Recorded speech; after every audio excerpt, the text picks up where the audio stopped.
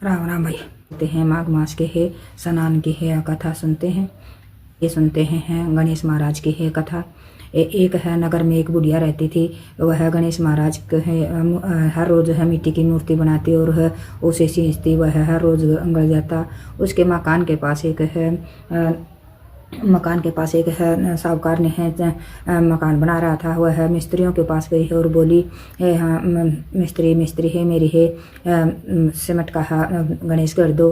तो वह मिस्त्री बोले है चल बुढ़िया जब तक तुम्हारा गणेश है बनाएंगे तब तक हमारी है दीवार पूरी हो जाएगी। तो हो उन्होंने है उसे है धमका कर भगा दिया। तो हो वह बुढ़िया बोली है चल तुम्हारी है दीवार है टेढ़ी हो जाए। फिर है वह मिस्त्री है दीवार बनाते हैं तो हो हर बार है दीवार है टेढ़ी हो जाती है। फिर है वह पूरा शाम तक है उसकी है दीवार सभी हैं बनाते और गिराते ऐसे ही निकल गए। फिर शाम को हो सेठ आया तो वह बोला आज है तुमने है कुछ भी काम नहीं किया है यह कैसे हुआ है। बोले है कि एक बुढ़िया आई थी। वह बोली है कि भैया तुम है मेरा सीमेंट का गणेश बना दो। हमने मना कर दिया तो हो तब से है यह दीवार है टेढ़ी हो जाती है ना। हम दीवार निकालते हैं तो हो फिर टेढ़ी हो जाती है। सेठ बोला हाँ ठीक है चल है मुझे उस बुढ़िया के पास ले चलो। तो सेठ को बुढ़िया के पास ले गए और बोले सेठ बोला हाँ बुढ़िया माई मैं तुम्हारा तुम्हें सोना का गणेश है बना कर है दूंगा। तुम मेरी है दीवार सीधी कर दो। तो वह बुढ़िया बोली ठीक है तुम्हारी दीवार सीधी हो जाएगी। फिर उस सेठ ने है बुढ़िया माई को हो सोने का गणेश है बना कर दिया है और है बहुत सा धन धान्य दिया है। और सेठ की है दीवार है सीधी गणेश महाराज ने है सीधी कर दी। हे गणेश महाराज जिस तरह है उस बुढ़िया के है घर में आया उस तरह है सबके घर में आना कर नारायण सुनो नारायण उकारे बर नारायण सब न है गणेश महाराज है रिद्धि सिद्धि से है भरपूर करे है और है सबके घर में धन के भंडार भरे। जय हो गणेश महाराज की। आइए है चलते हैं पीपल पथवारी की है कथा। एक है नगर में है एक है बुढ़िया रहती थी है वह दूध दही बेचकर है गुजारा करती थी। तो वह उसका बेटा है बाहर है कमाने के लिए गया हुआ था और है उसका पति भी। वह बुढ़िया बीमार हो गई है तो वह बोली बहू से है बहू तुम दूध दही बेचकर है पैसे ले आना। तो वह बहू दूध दही बेचने के लिए गई है तो बहुत से है औरतें हैं पीपल के नीचे है बैठी थी। तो वह भी वहाँ बैठ गई और बोली बहन तुम है लोग क्या कर रहे हो। वह बोली हम पीपल पथवारी सींच रहे हैं। बोली है इससे क्या होता है। वह बोली है इससे है धन धान्य के भंडार बढ़ते हैं और दूर गए पति है वापस आते हैं। तो वह बोली है तुम जल से सींचते हो तो मैं दूध दही से सींचूंगी। वह बहू हर रोज है पीपल को दूध से दही से सींचती और है घर आ जाती है। सासू बोली है बहू दूध घी के पैसे दो। तो वह बोली है महीना पूरा होने के बाद में दूंगी। तो फिर है महीना पूरा होने के बाद में है सभी औरतें पूजा करके वहाँ से चली गई है। तो वह बहू वहीं है बैठ गई है और बोली है पीपल देवता हम मेरी सास है दूध दही के पैसे है मांगती है तो मैं है कहाँ से दूंगी ही मुझ पर कृपा करो। तो फिर है पीपल है के अंदर से आवाज़ आई है और बोली है कि मेरे पास पैसे धन तो नहीं है मगर है ये है पीपल की है लकड़ी है और है कंकड़ है बाटे है ले जाओ और गोलक में है डाल देना। तो वह सब इकट्ठे कर कर है ले आई और गोलक में रख दिए है। तो सास बोली बहू दूध दही के पैसे दो। तो वह बोली है मैंने है गुल्लक में रख दिए हैं। सास ने गुल्लक को फोड़ कर देखा तो उसमें हीरे जवाहरात है और है पत्तों का धन बन गया। तो वह बोली है बहू तुम इतना धन कहाँ से लेके आई। बोली है कि मैं सभी औरतें हैं पीपल पथवारी सींचती थी तो मैंने उनसे है पूछा तो ये फिर वह बोली इससे धन मिलता है। मैंने भी है पीपल है पथवारी को दूध दही से सींचा। तो फिर है पीपल ने है से आवाज़ आई है और बोली है कि ये पीपल की लकड़ी पत्ते और है ककर पत्थर ले जाओ ये गुल्लक में ले जाकर रख देना। तो मैंने है वह ले आई आई और वह गुल्लक में रख दिए। उसका यह हीरे जवाहरात बन गए। तो वह सास बोली ही अगली साल मैं भी पीपल पतवारी सींचूंगी। फिर है सास अगली साल है पीपल है पतवारी को सींचने लगी। वह दूध तो दही तो बेच आती और वह मटकी को धोकर है पीपल में है डाल देती। फिर है वह सास बोली है तो बहू तुम मुझसे पैसे मांगो। बहू बोली है बहू भी है कहीं भी सास से पैसे मांगती है। बोली नहीं तुम मांगो।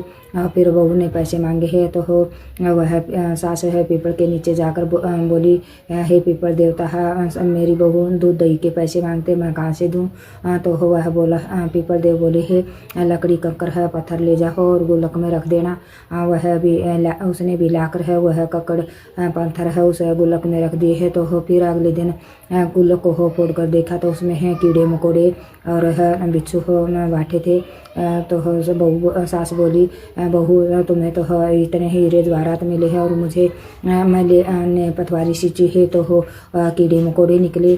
फिर सभी औरतें बोली है बहू ने तो दिल से सींचा था तुमने तो धन के लोभ में पतवारी को सींचा है और इसी का यह फल है। हे पीपल देवता है जैसे उस बहू के घर में आया ऐसे सब के आना सास के आना ऐसा किसी को ना आना। कहने वाला न सुनने वाला न सब न है। पतवारी माता धन धान्य से भरपूर करे जय हो पतवारी माता। और आप सुनते हैं धर्मराज की कथा। एक समय है एक है नगर में एक बुढ़िया रहती थी। वह बहुत ही दान पुण्य करती और पूजा पाठ करती। यमराज उसे है लेने आए हैं और तो रास्ते में एक नदी आई। यमराज बोले है कि बुढ़िया माई गौ दान की है। तो उसने गौ का दान किया है तो गौ माता प्रकट हो गई। वह उसका पूछ पकड़ कर है नदी पार कर गई। फिर आगे गई है तो काले कुत्ते है काफ़ी आ गई। तो यमराज बोले है बुढ़िया माई है कुत्तों को रोटी दी। तो उसने है कुत्तों को ध्यान दिया तो सभी कुत्ते भाग गए। फिर आगे गई है तो उधर है ये उसके है सिर में है कौवों ने है चोंच मारने लगे। फिर है यमराज बोले है कि हे बुढ़िया माई है तुमने है ब्राह्मण की है लड़की के सिर में तेल लगाया था। तो उसने है ब्राह्मण की लड़की को याद किया तो सभी को वे भाग गई। फिर है आगे चलकर उसके है तो यमराज के है बोले है कि है तुम ये इससे किसे ले आए हो। आगे है यमराज की कहानी नहीं सुनी थी उसने तो यम लोग के है द्वार सब बंद थे। तो वह बोले है कि है इस बुढ़िया माही ने है सब धर्म कर्म करे है मगर है यम राज की है कहानी नहीं सुनी। तो वह बुढ़िया हाथ जोड़कर बोली है यम देवता मुझे है एक हफ्ता के लिए है पृथ्वी पर भेज दो हो। मैं है धर्मराज की है कहानी सुनकर है धर्म पुण्य कर वापस आ जाऊंगी। तो वह उसको धर्मराज ने है वापस भेज दिया और वहाँ वापस भेज दिया। तो गांव वाले हो से है डर कर भाग गए कि है वह तो भूत के रूप में है प्रकट हो गई है। फिर घर वालों ने भी है गेट बंद कर लिए और वह बोले है कि है फिर वह बुढ़िया बोली है बेटा मैं है भूतनी नहीं हूँ मैं यमराज की है कहानी नहीं सुनी थी इसलिए है धरती पर वापस आई हूँ। एक हफ्ता है 7 दिन के बाद मैं वापस चली जाऊँगी। तो उन्होंने है गेट खोल दिया। यह उसकी युद्धापन का सब सामान लाकर रख दिया। तो ओंकारे निवरे वह एक पड़ोसन के पास गई तो वह बोली है मैं है धर्मराज की है कहानी है सुनती हूँ आप उकारे भरना। तो बोली ठीक है मैं उकारे भर लूँगी। तो उसने है धर्मराज की है 7 दिन तक है कथा सुनी है और पड़ोसन ने है उकारे भरे। तो 7 दिन के बाद में है यमराज है ने है पालकी भेजी। तो सभी गांव वाले है जाने के लिए तैयार हो गए। तो वह बोली है मेरी है कहानी कहा किसी ने नहीं सुनी किसी ने नौकारे भरे है तो इसलिए मेरी है पड़ोसन ने भरे थे तो यह मेरे साथ जाएगी आप है कोई नहीं जाएगा। तो बुढ़िया माता ने के पैर पकड़ लिए और उनसे है प्रार्थना की है ये बुढ़िया माई हमें भी है धर्मराज की कहानी सुना दो। तो उसने भी है उन्हें भी है धर्मराज की कहानी सुनाई। तो वह उनके है साथ है उनके साथ हम लोग चले गए। तो यमराज बोले है मैंने है बुढ़िया को लाने के लिए बोला था तुम्हें इन सब को क्यों ले आए। बुढ़िया बोली है इन सब ने भी है आप धर्मराज की कथा सुनी है इसलिए इन्हें भी ये भी मेरे साथ आ गई।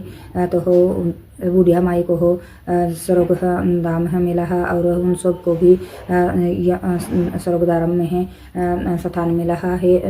जय हो धर्मराज की, जय हो सच्चे दरबार की। अब है तुलसी माता की कथा। एक बुढ़िया माई थी, वह तुलसी ही माता की ही कथा कहती थी और तुलसी माता को सींचती है और उसे कहती है, ये तुलसी माँ तू सत के ही दाता है, मैं सिचू उड़ला तेरा, तू करने तारा मेरा।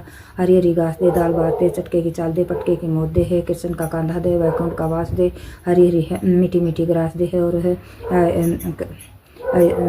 यमलोक का स्थान दे। तुलसी माता यह करने पर है सूखने लगी और है कृष्ण जी बोले, हे तुलसी माता तुम क्यों सूख रही हो? और तो वह तुलसी माता बोली है, मेरी मत सुनो, पूछो क्या बताऊं? बोली है, मैं नहीं पूछूंगा तो और कौन पूछेगा? हाँ तो तुलसी माता बोली, एक बुढ़िया माई आती है, वह तुलसी मुझे है सींच कर है यह बोलती है, मैं और सब तो दे दूंगी मगर है कृष्ण का कांधा कहाँ से दूंगी? तो वह बोला, ठीक है तुम चिंता मत करो, हो कृष्ण का कांधा भी है मिल जाएगा। तो हो कुछ दिन बाद है उस बुढ़िया की है ना मृत्यु हो गई है। सब है लोग इकट्ठा हो गए है। बुढ़िया इतनी भारी हो गई है कि किसी से नहीं उठ रही थी।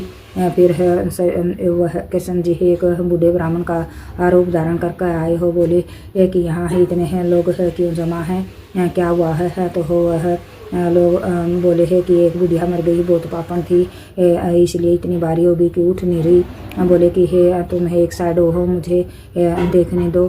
बोले कि आप क्या देखोगे? बोले कि है कुछ नहीं, मुझे एक है इसके कान में कुछ बात कहनी है। तो वह बूढ़ा ब्राह्मण है और बुढ़िया के पास गया और बोला, बुढ़िया हरी हरी घास दे, दाल भात दे ले, चटके की चाल ले, पटके की मौत ले, कृष्ण का कांधा ले है, वैकुंठ का वास ले।